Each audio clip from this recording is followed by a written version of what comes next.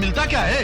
सारी जिंदगी माँ बाप की दौलत और मेहनत को बर्बाद करके लड़के डिग्री हासिल करते हैं, उसके बाद नौकरी के लिए ठोकरें खाते फिरते हैं।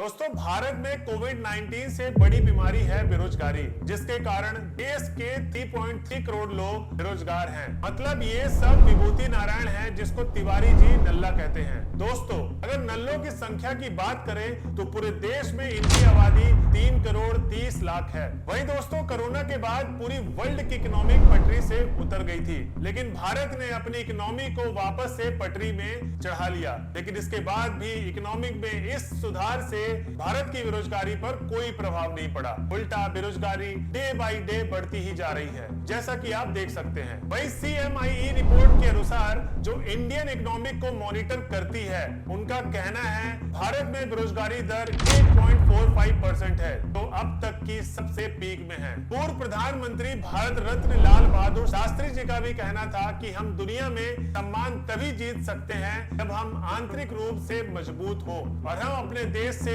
गरीबी और बेरोजगारी को दूर कर सके। जैसे कि शास्त्री जी ने कहा कि हमें इंटरनली मजबूत होना पड़ेगा और हमें अपने देश को अगर गरीबी से मुक्त करना है तो सबको रोजगार देना होगा। सो दोस्तों, आज के इस वीडियो को आखिर तक जरूर देखना, क्योंकि आधी अधूरी नॉलेज आपको भी नल्ला बना सकती है। आज इस वीडियो में हम पूरे भारत में बढ़ रही बेरोजगारी की बात करेंगे कि कैसे सरकार आपको जॉब नहीं दे पा रही है और आखिर क्या कारण है। तो आइए चलिए जानते हैं। बढ़ते बेरोजगारी को समझने के लिए हमें पूरे भारत में किसी एक स्टेट की केस स्टडी करनी पड़ेगी। सो दोस्तों, इंडिया का एक इंपॉर्टेंट स्टेट है जो इंडिया के एकदम सेंटर में आता है। वो क्या है? जी हाँ, आपने बिल्कुल सही सोचा। मैं बात कर रहा हूँ मध्य प्रदेश की। दोस्तों, अगर हम बात करें मध्य प्रदेश के एरिया के हिसाब से, तो ये दूसरा सबसे बड़ा राज्य है। वहीं पॉपुलेशन के हिसाब से मध्य प्रदेश में 7.5 करोड़ पॉपुलेशन है, जो 5वां सबसे बड़ा राज्य है। तो आज हम मध्य प्रदेश की बढ़ती बेरोजगारी पर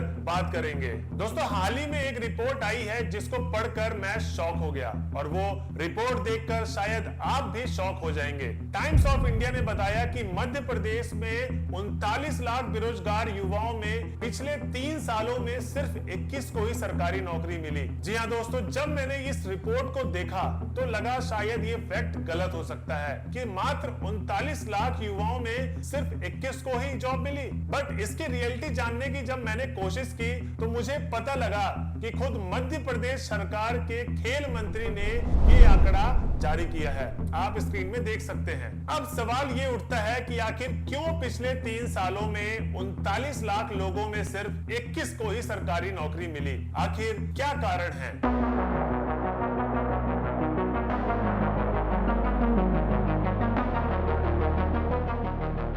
दोस्तों, बहुत छानबीन करने के बाद जो कारण निकल कर आया वो है मुफ्त की रेवड़ी। जी हाँ दोस्तों, मतलब फ्रीबीज। मुफ्त पानी और बिजली से लेकर TV, laptop, tablet, cycle, scooter, gas cylinder, यहाँ तक सोना भी और अन्य चीजों की अनलिमिटेड प्रोमिसेस जो सरकार आपसे करती है कि एक बार बस आप हमको वोट दे दीजिए और हम आपको ये दे देंगे। बस इसी लालच में हम फंसकर रह गए हैं। क्या आपने कभी जानने की कोशिश की है कि सरकार आपको जो ये फ्री की रेवड़ी बांट रही है, इसका पैसा कहां से आता है? नहीं, क्योंकि आपने कभी जानने की कोशिश ही नहीं की कि सरकार ये फ्री का पैसा और फ्री की रेवड़ी जो आपको बांटती है, ये कहां से लाती है। इसका कितना बुरा इंपैक्ट पड़ रहा है हमारे इकोनॉमिक में। कैसे आज एमपी गवर्नमेंट इतना ज्यादा डेप्ट ले रखी है, डेप्ट मतलब उधार ले रखी है, कि मध्य प्रदेश के हर एक इंसान के ऊपर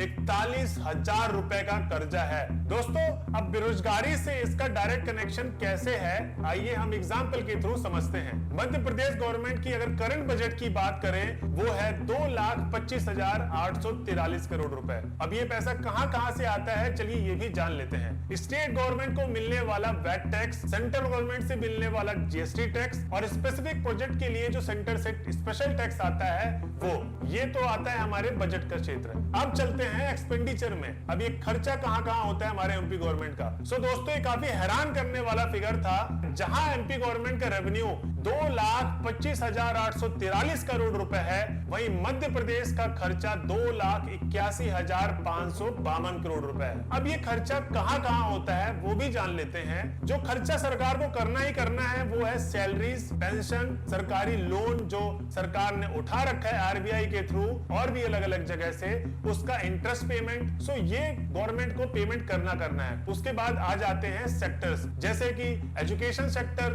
energy sector, industrial sector, agriculture sector, health sector, police sector. इन सेक्टरों में अपने बजट का थोड़ा थोड़ा पैसा इनको देना है, क्योंकि इसी से हमारे स्टेट एक रन करती है। दोस्तों, अब आप इस आंकड़े को देख सकते हैं कि जहां हमारे एमपी गवर्नमेंट का ये रेवेन्यू है, वहीं हमारे एमपी का ये एक्सपेंडिचर है। अब आप इसको सिंपल से कैलकुलेशन करेंगे तो हमारे मध्य प्रदेश का जो घाटा है सालाना वो है 55,709 करोड़ रुपए। दोस्तों, आखिर ये पैसा सरकार कहां से लाएगी? अब आते हैं सरकार की तरफ से दिए गए फ्रीबीज के ऊपर। जैसे कि आप सबको पता है कि एमपी गवर्नमेंट हाल ही में लाडली योजना लेकर आई है, जिसमें महिलाओं को 1-1 हजार रुपए देने का वादा किया और उसमें 1,25,00,000 महिलाओं ने पंजीकरण भी कर दिया। आखिर फ्री का पैसा किसको नहीं चाहिए? अब दोस्तों, एक फैक्ट मैं आपको बताने वाला हूं जिससे आपके होश उड़ने वाले हैं। सरकार ने इस लाडली योजना के लिए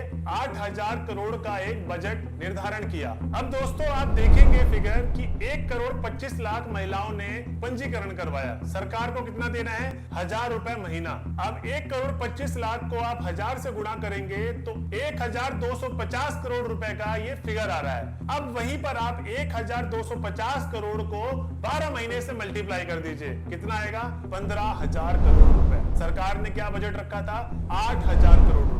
अब दोस्तों, ये जो 7,000 करोड़ का मार्जिन आ रहा है और जो सरकार पहले से ही 55,000 करोड़ रुपए लॉस में चल रही है, वो सब पैसा कहां से आएगा? हो गया ना दिमाग खराब? चलिए मैं आपको बताता हूं कि कहां से ये पैसा सरकार लाती है। दोस्तों, आप देख सकते हैं स्क्रीन में कि मध्य प्रदेश सरकार कैसे बड़े बड़े अमाउंट आरबीआई से ले रही है और ये सारे अमाउंट इन चीजों को कवर किया जाता है। जैसे कि मैंने आपको पहले भी आंकड़ा दिखाया था कि हर एक इंसान के ऊपर 41,000 रुपए का लोन चढ़ा हुआ है। अगर हम लोग नॉर्मल वे में देखें, सेम ऐसे ही इसका इकोनॉमिक में कितना ज्यादा इंपैक्ट पड़ने वाला है, सरकार को इससे कुछ मतलब नहीं है। दोस्तों, बात करते हैं नौकरी में कि 39 लाख लोगों में सिर्फ 21 को ही सरकारी नौकरी क्यों मिली। बात सिंपल और सीधी है। जब सरकार फी बीज में अपने लोन, इंटरेस्ट और बजट का आधा पैसा दे देगी तो नौकरी कहां से निकालेगी? सो सिंपल सी बात है दोस्तों, जो दिखता है वो बिकता है। दिख रहा है आपको क्या? 1,000 रुपए। सरकार ने महिलाओं को दिया है 1,000 रुपए। इसके पीछे सरकार ने पैसा कहां से उठाया उसका कुछ अता पता नहीं है। और दोस्तों, यही मेजर प्रॉब्लम है हमारे देश की कि कैसे लोग फ्री के चक्कर में अपनी ही बर्बादी कर रहे हैं। वही दोस्तों, लाडली योजना का पैसा जो 15,000 करोड़ सरकार लगा रही है, वही सरकार बेरोजगारी दूर करने में लगा देती तो वो बेटा और बेटी अपनी मां को 1,000 से भी ज्यादा पैसा दे पाता और दे पाती। हमारे इकोनॉमी में कितना ज्यादा फायदा पहुंचता उसका, हमारे इकोनॉमी की पर कैपिटा इनकम कितनी ज्यादा बढ़ती और हमारे देश में इतनी ज्यादा जो बेरोजगारी बढ़ी हुई है, बहुत ज्यादा बेरोजगारी कम भी होती। दोस्तों, ये तो बात थी एक स्टेट की। हाल ही में आरबीआई की तरफ से एक रिपोर्ट आई है, उसके मुताबिक 10 राज्यों में सबसे ज्यादा कर्जा बढ़ा हुआ है, जो सरकार हर महीने बहुत बड़े बड़े अमाउंट आरबीआई से लेती है। वो कौन कौन से स्टेट हैं? पंजाब, राजस्थान, केरला, पश्चिम बंगाल, बिहार, आंध्र प्रदेश, झारखंड,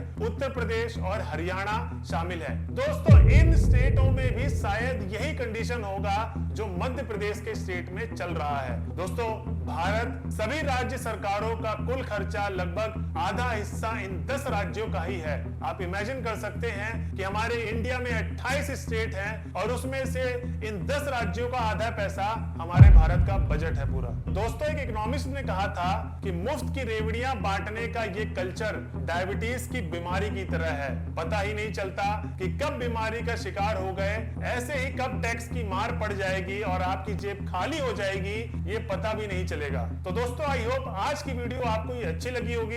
अगर आपको वीडियो अच्छी लगी हो तो प्लीज हमारे चैनल को लाइक शेयर सब्सक्राइब करना ना भूलें और हमारे लिए कमेंट करें कि कैसी लगी आपको वीडियो और आपको किस टॉपिक में और ज्यादा जानना है और इसमें आपको क्या डाउट है, मैं आपको जरूर बताऊंगा। जब तक के लिए धन्यवाद दोस्तों, जय हिंद।